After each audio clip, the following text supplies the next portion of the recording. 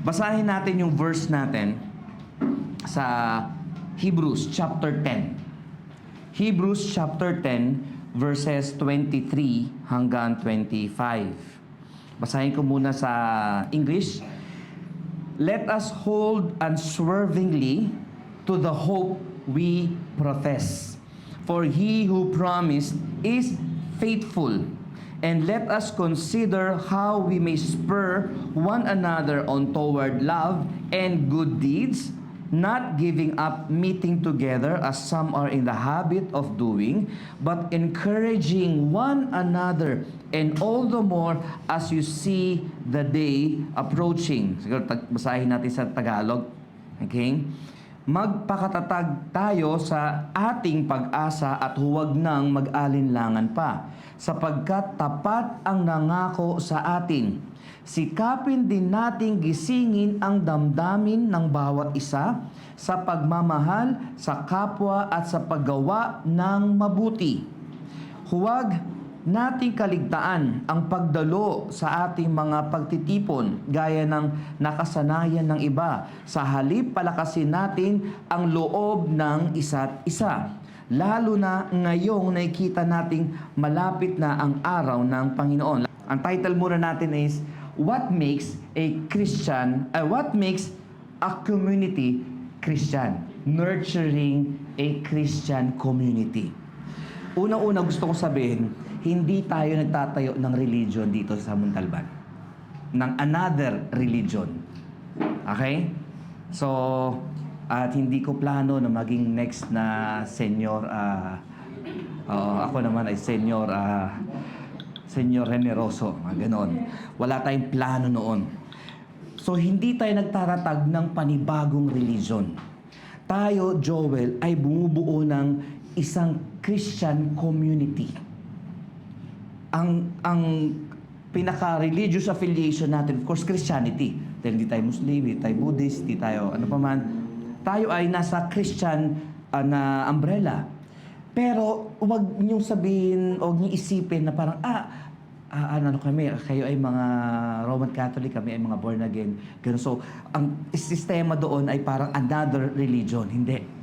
Ang konsepto o ang pananaw na gusto ko pong makita natin na ito, we are building a Christian community. At siguro gamitin natin na sa poster natin. We are nurturing a Christian community.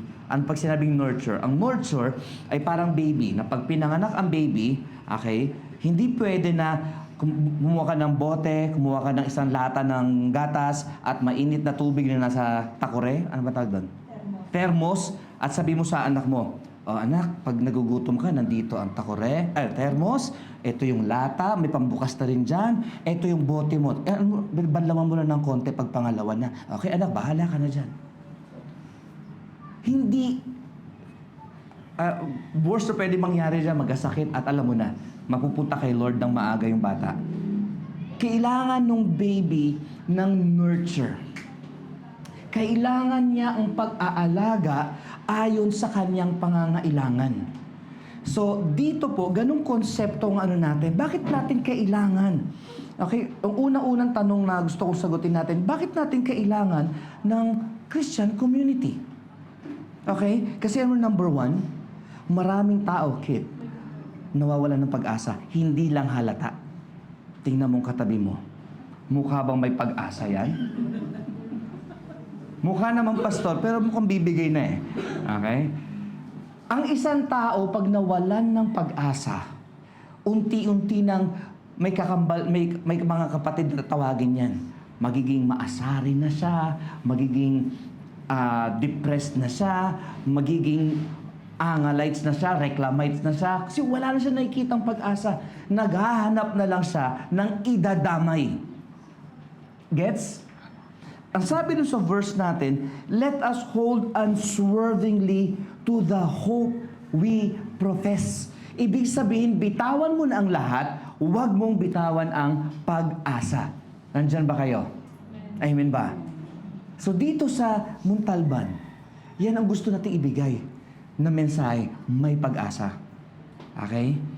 There is hope. Pero ang tanong, ano bang hope? Yan ba yung umuusok na hope? Okay? Ay, hindi, gusto ko ibang brand. Hindi yung hope na tinutukoy na yon. Ang hope dito ay yung hope na merong promise ang Diyos sa atin, Kyrie. Sabi ng Bible, for He who promised is faithful. Okay.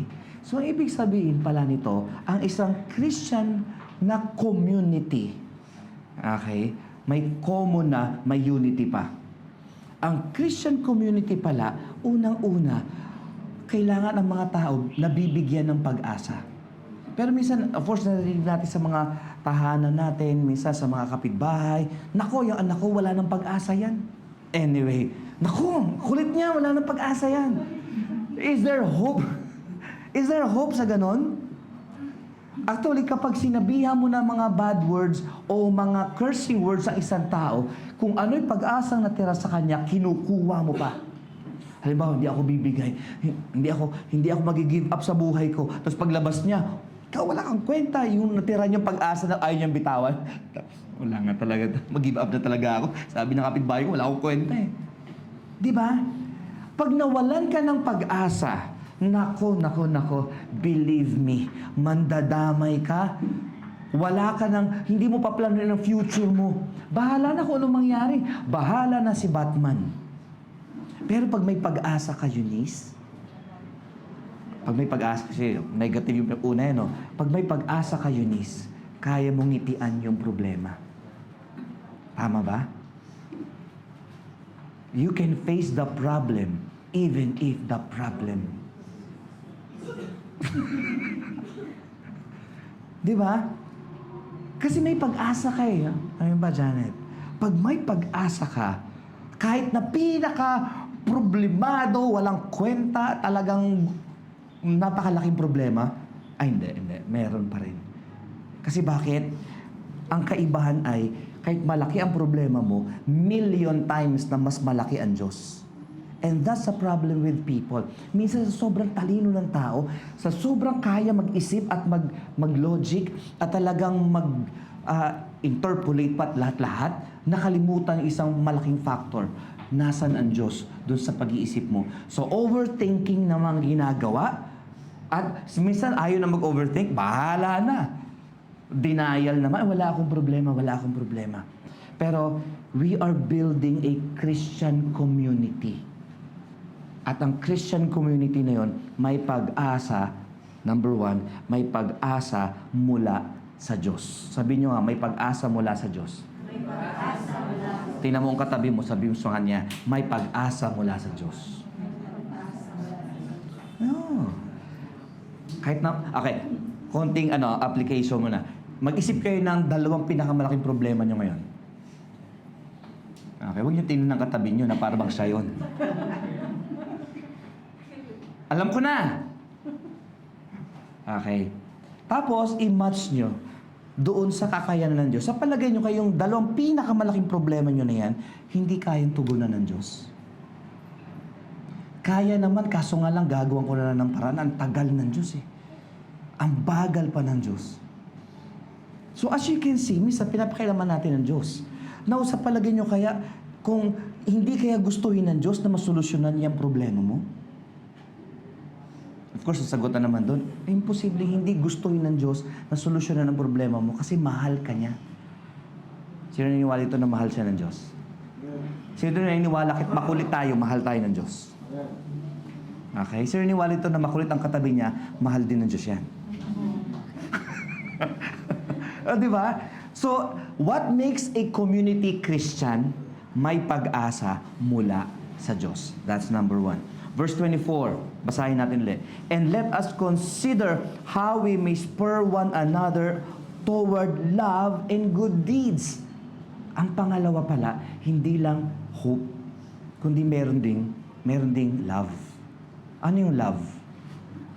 Huwag niyo ituring na para pag may nakita ka masarap na pizza, oh, I love pizza. Hindi love yun. Like lang yun. Wrong use ng word. Hindi mo pwedeng sabihin, I love pizza. Ha? Bakit? Kaya ka ba yung mahalin din yan? Diba? Pero ganun naisip ng iba. Pero ang ibig sabihin lang talaga nun is, I like pizza. Sa atin sa Tagalog, wala naman, mahal ko ang pizza. Walang ganun, no? Pero parang, ay, gustong-gusto ko ang pizza ngayon. Yung Shakey's. No? Tapos yung, alam mo ba yun, yung pag sa pagkuha mo ng pizza, talaga yung mozzarella cheese, talagang gumagano'n doon. Parang, ako kailangan putulin mo talaga, kailangan pagsubo mo ng gano'n. Diba? At sasabihin mo, melts in your mouth, not in your hands. Hindi, M&M yun. Okay, napaghalo na, no? Okay? At sabi nga nila, pagka sa sobrang sarap ng pizza at may cheese yung pinakagilid, yung crust, di ba? Reverse mong kakainin ngayon. Uunahin mo yung, di ba? Okay, basta niya, napapalunok na. Okay, magpapapizza si Mayora mamaya. Okay, Mayora, nasaan ba si Mayora? Ayun, si Mayora. Okay. Pansit lang pala. Okay, hindi pala pizza, pansit lang. Guess nyo? Tingnan nyo. Una, may pag-asa mula sa Diyos. Ito naman, may pag-ibig mula sa Diyos. At yung pag-ibig na to, kaya mong ibigay. Okay, tanong, bakit may mga tao, maasari na, magagalitin pa? Yung parang, sabi nga nila yung tubig bago kumulo, kailangan marating niya yung 100 degrees Celsius. Pero minsan, ino-overrule ng science, ay ino-overrule ng tao yung rules ng science. Mas mabilis minsan kumulo ang dugo kaysa sa tubig. Diba? Gets nyo? Pero bakit may mga tao kayang ganun? At minsan, bakit nangyayari yun sa atin? Nakakadalawa ka na, ha?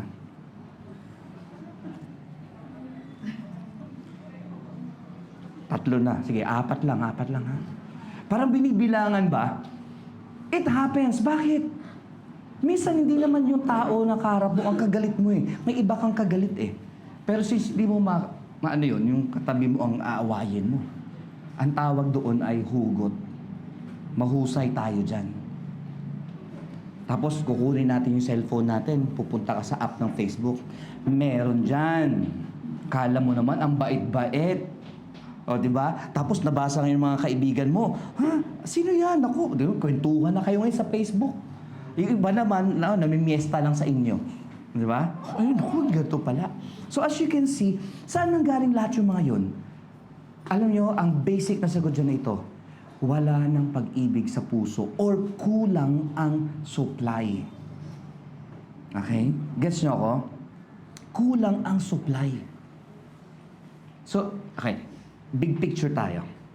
We are forming here a Christian community. Diba? So kung meron tayong pag-asa at hindi dumating yung invite natin, ayoko nang invite yan. Hindi naman pumupunta. Huwag ka mawalan ng pag-asa.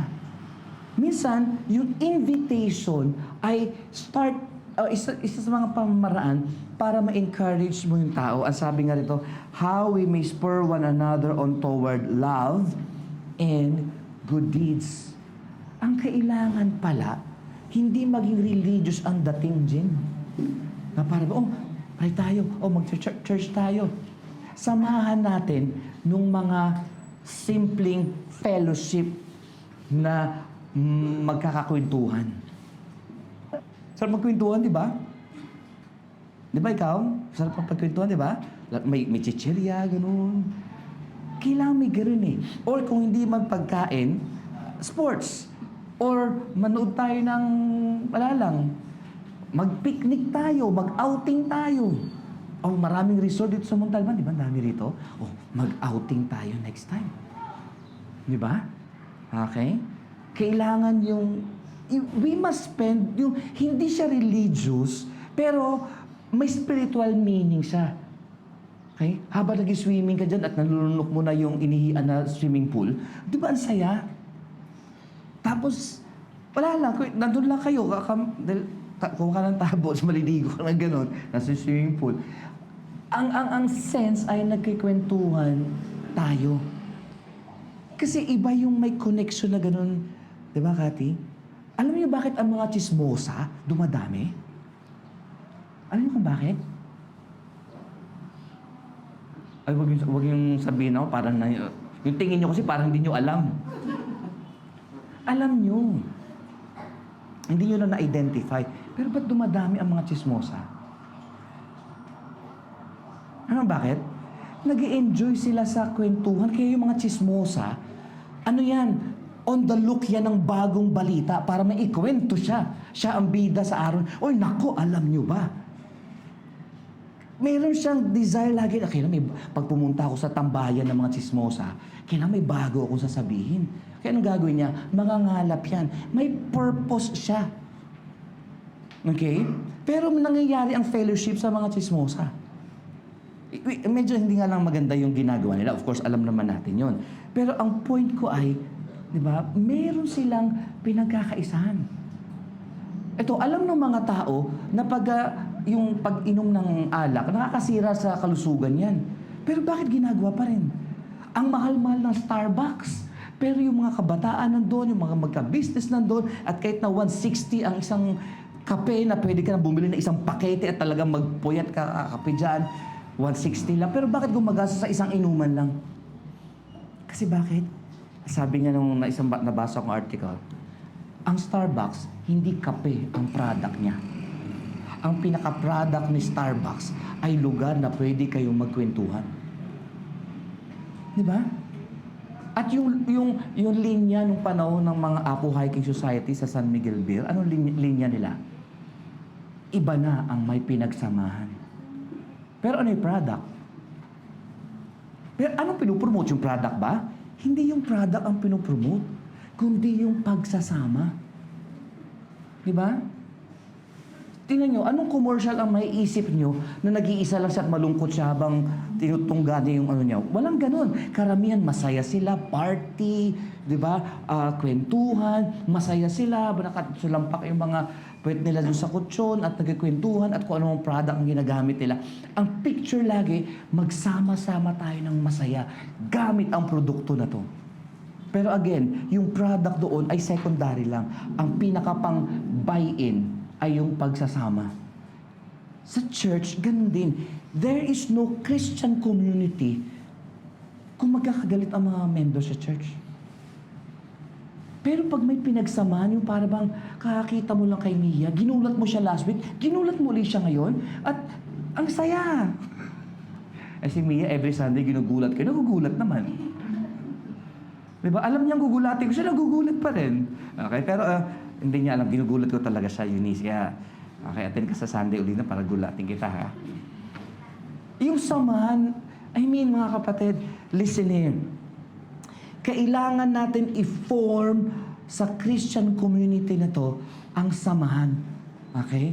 Alam mo, Jen, sino hindi mo kakilala dito? Hindi mo magturo ka kahit di mo alam ang pangalan. Okay? That's Janet. Okay? Mahilig yan sa dark chocolate. Okay? Kaya tinuwa si Joel. O, di ba? Dark na. Bahala na kayo. So, kailangan si Jinjin, yung ate ko, by the way, ate ko to, maniwala ka, oo. Okay? Okay? Siya ang kamukha ko, actually. Huwag mo lang tingnan yung, ng skin, ha? Kung gusto mo maging close kayo ng isang tao, dapat alam mo ang mga information na siya lang talaga yun. O, mahilig si Janet sa dark chocolate. At pag nagalit siya, namimigay ng chocolate yan. Di ba? Ay, naku si Jan, dark chocolate. Okay, tapihin na tayo sa baka may dark chocolate na naman ito mamaya. Di ba? May kwentuhan. You need to know some information sa tao na yon. At inilalapit mo ang sarili mo sa kanya at nagiging approachable ka at even siya. Nagkakaroon ngayon ng tinatawag na Christian community. Pero yung mga church, no offense sa mga malalaking church, walang masyadong Christian community doon. At minsan may mga Christian church na maliit na nga. May church, pero hindi community. Kasi bakit? Pagdating, alis. Late na nga dumating, gusto umalis agad na maaga. Katulad mamaya, pagkatapos ito, okay, umalis agad. Kain kayo ng puto. Okay? Kain kayo ng sandwich. Inom kayo ng alcohol. Pagka wala ng tubig, alcohol naman. Di ba? Hindi yung pagkatapos ito, nasa sulo ka na agad, cellphone ka na agad. Walang community doon. Isarado mo na yung cellphone mo. Okay? Makipagkwentuhan ka muna, Joel. Okay, amen ba? Okay? Joel, kilala mo yung mama na yun sa likod ng camera?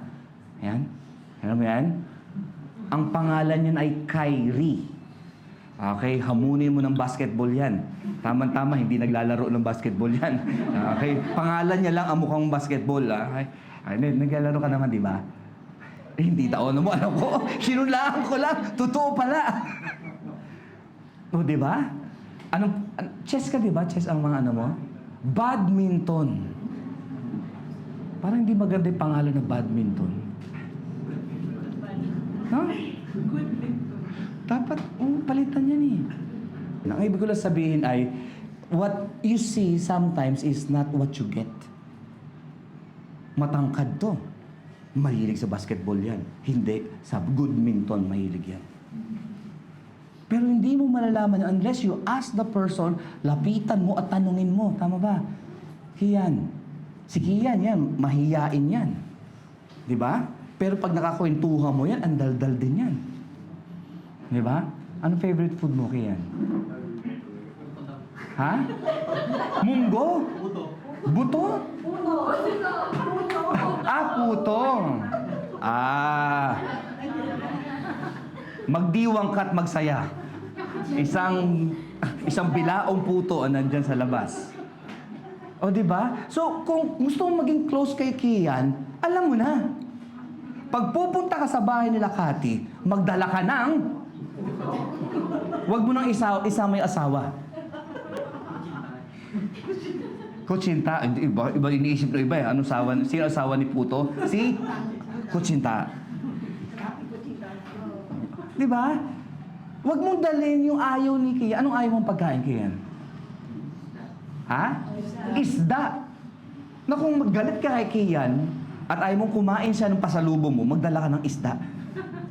Di ba? Pero kung gusto mo maging masaya si Kian at ngumiti ng ganyan, madalang ngumiti yan, madala ko makita makangiti yan. Pero pag ngumiti yan, wagas na wagas. O alam na natin yun para mapangiti si Kian. Magdala ka ng puto. Okay, samahan mo ng dinuguan. Puto lang. Gets you, ha? Gets you, no? So, may Christian community kapag merong lamok na pinapatay. Okay? Ayan. Di ba? So, gusto nyo ba ng Christian community? Okay? Ano yung una? Kailangan merong pag-asa. Pangalawa, dapat merong love. Ba, si Joel, tinandaan talaga. At para maipakita mo yung love, get to know other people. Get to know yung nandito sa church. Okay? Kasi minsan may ganito nangyayari. Matagal lang umaattend, pero hindi niya binabati o hindi niya kakilala yun. No? Dinidescribe niya lang, sino ba yung ganito? Yung kalbo? Di ba kung ano yung prominent sa'yo, yun ang di-describe? Yung maitim na pastor ng UBCC, isa yung ano. O, di ba, sa lahat ng mga pastor, ako lang naman ang multicolor. Alam niyo na. Pero may iba namang description. Okay? I mean, you get to know one another at wag mo lang sa i-describe kung ano yung prominenteng hindi, yung talaga madaling ano. Okay? Ay, yung ganon, yung magkagalit yung ngipin. Kasi magkahiwa-hiwala yung ngipin, kaya magkagalit eh. Okay? So, number 3. Nandito po sa verse 25, not giving up meeting together. Yun. Not giving up. Pag sinabing giving up, hindi mo ginawa dahil may iba kang ginawa.